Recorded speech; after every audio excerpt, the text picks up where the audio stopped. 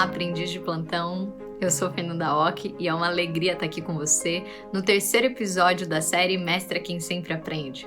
Vamos ver o que ficou na sacola do nosso último encontro. A gente começou a falar sobre a importância do nosso pilar atitude, competência e técnica.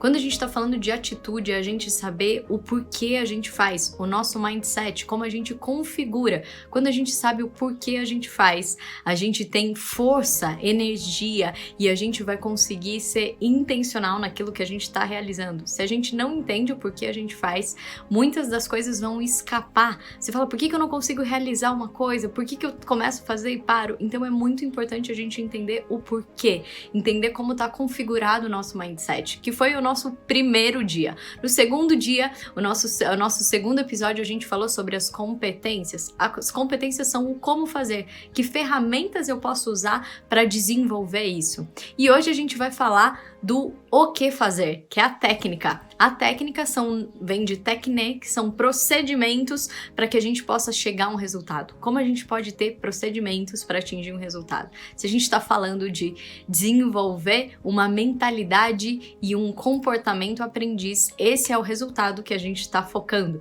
Então é muito importante que a gente possa estar nesse tripé. O que ficou então da nossa sacola, do nosso episódio passado, são as 5 competências, as 5 ferramentas que a gente usa para ter uma forma de um lifelong learner. Está sempre aprendendo. Então você deve ter colocado em prática também mais formas de você prestar atenção nas sementes das 5 competências do aprendiz. Curiosidade e atenção, abertura a novas ideias, consciência reflexiva, protagonismo intelectual e disciplina na aprendizagem cumulativa. Quando a gente presta atenção a tudo isso, a gente consegue potencializar os nossos resultados. Essa é uma pesquisa que Harvard fez, comprovando isso com 87 camareiras, e eles perguntaram para elas já faziam algumas atividades ali, como camareira, e perguntaram para elas quanto elas se dedicavam a atividades físicas, como era a percepção disso para elas.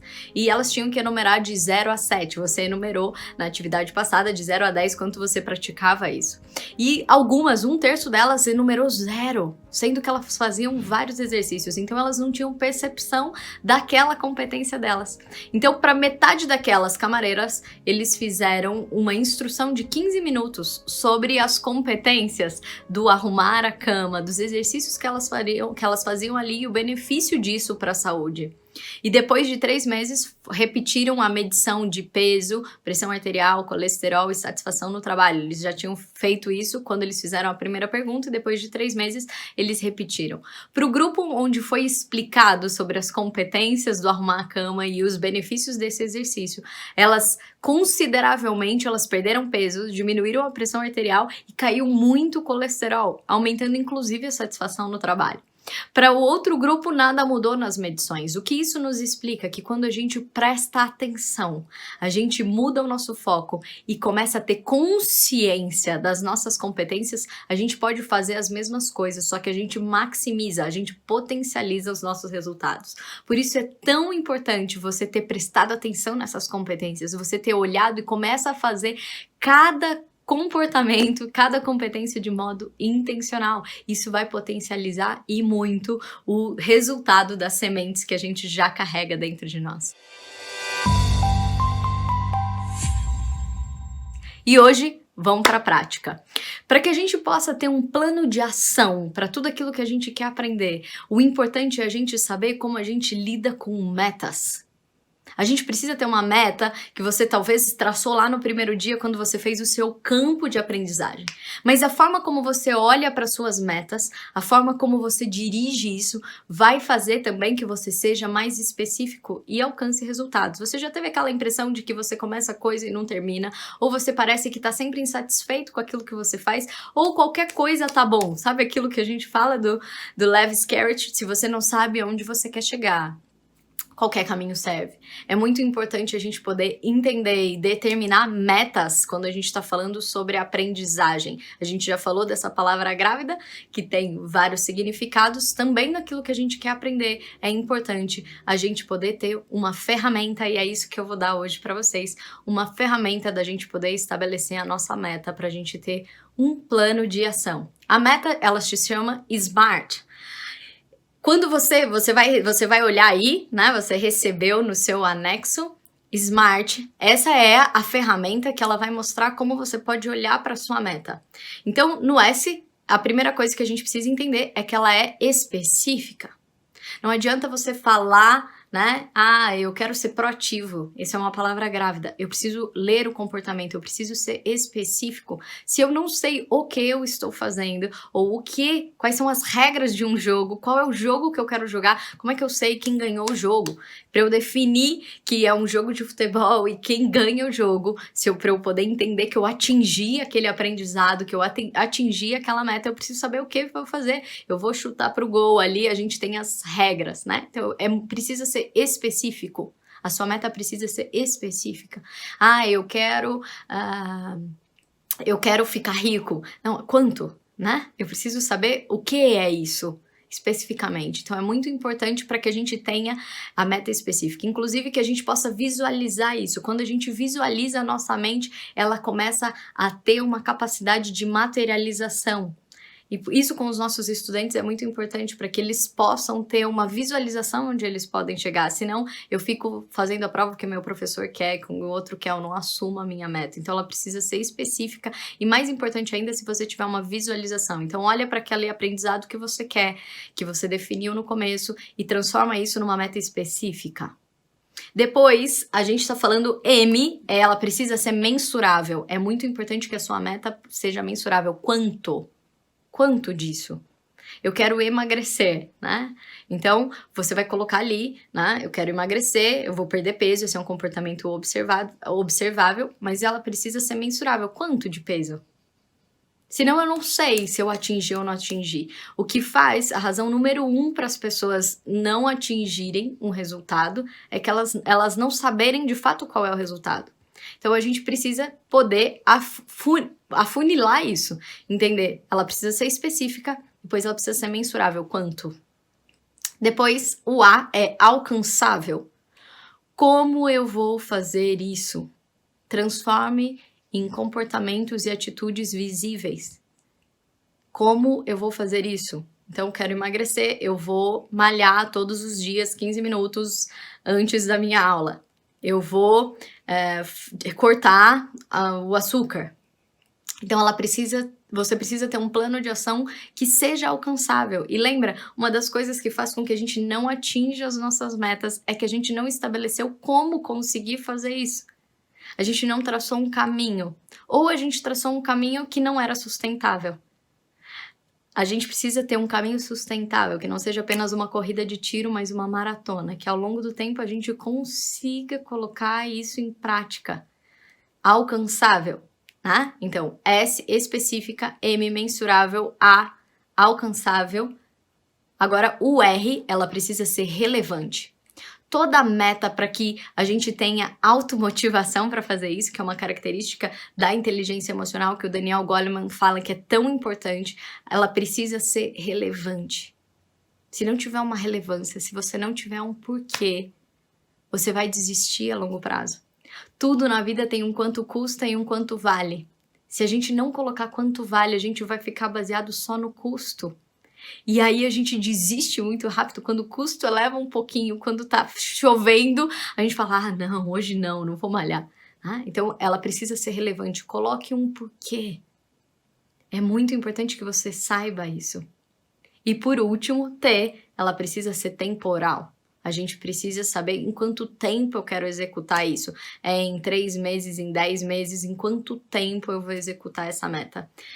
Agora você já tem aí a sua ferramenta do SMART, onde você tem uma meta extremamente específica e dentro dele você tem um plano de ação que fala o que você vai fazer, como você vai fazer, em quanto tempo você vai fazer, quanto você vai atingir e por que isso é importante. Agora você já deu todos os instrumentos para a sua mente, para que você possa começar a praticar isso que você quer desenvolver. qualquer coisa que você queira desenvolver. Essa é a ferramenta que vai fazer com que você seja assertivo na sua meta.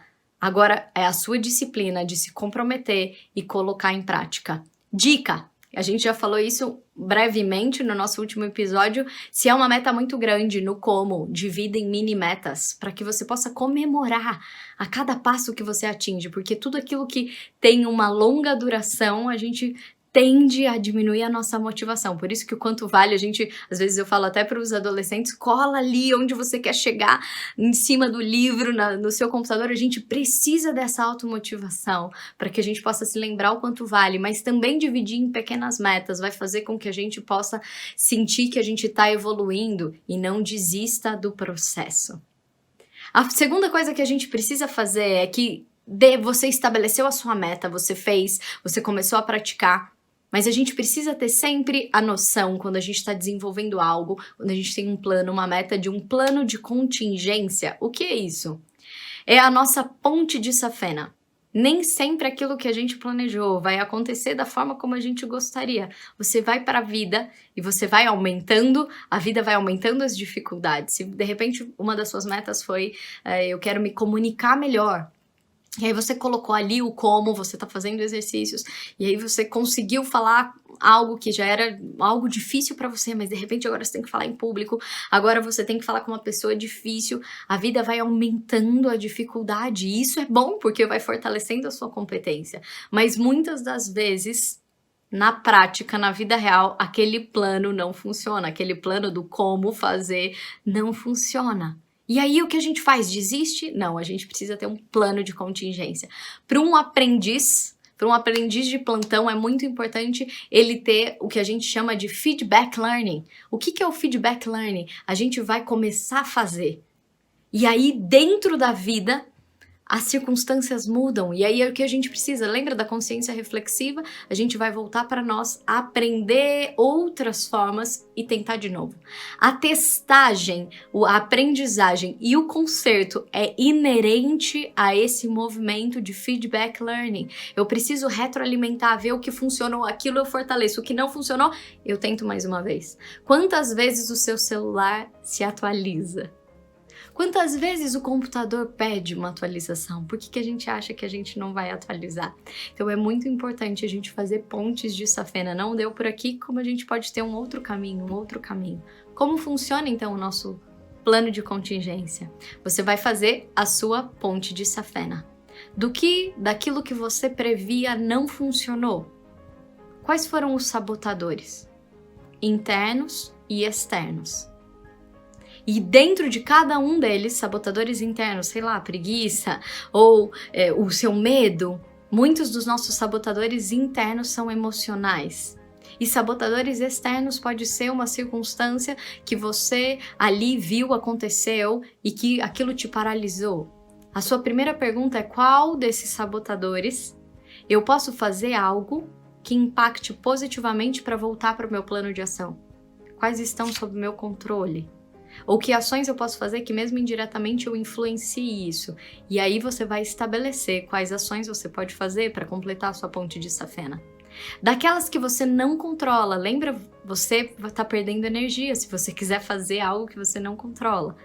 Lembra, para que isso não seja uma desculpa para você, mas que você queira realmente resolver isso e desenvolver essa competência. Daqueles sabotadores, quais deles depende de você e o que você pode fazer para melhorar isso e conseguir um novo caminho. Uma das características do aprendiz, a gente viu da competência, é que a gente está aberto ao novo, a novas formas. Que a gente não se apaixone pela solução que a gente inventou, mas a gente esteja com um afinco comprometido com a nossa meta. E isso vai fazer com que a gente aprenda novos modelos. O próprio plano de contingência é uma forma nova da gente aprender a resolver os problemas e desenvolver formas de competência. Hoje, a nossa atividade inteira já foi na prática, então que você leve isso e agora, a partir daqui, você complete isso com a característica e com o aprendizado que você se comprometeu a desenvolver. Vai para a vida, faz o seu SMART e depois, com aquilo que não deu certo, com aquilo que não saiu como você planejou, faz o seu plano de contingência, quais são os sabotadores internos e externos, quais estão sob seu controle e o que você pode fazer com isso para voltar para o teu caminho, para alcançar o seu destino. Que a gente foque mais no destino do que no detalhe. Vamos lá?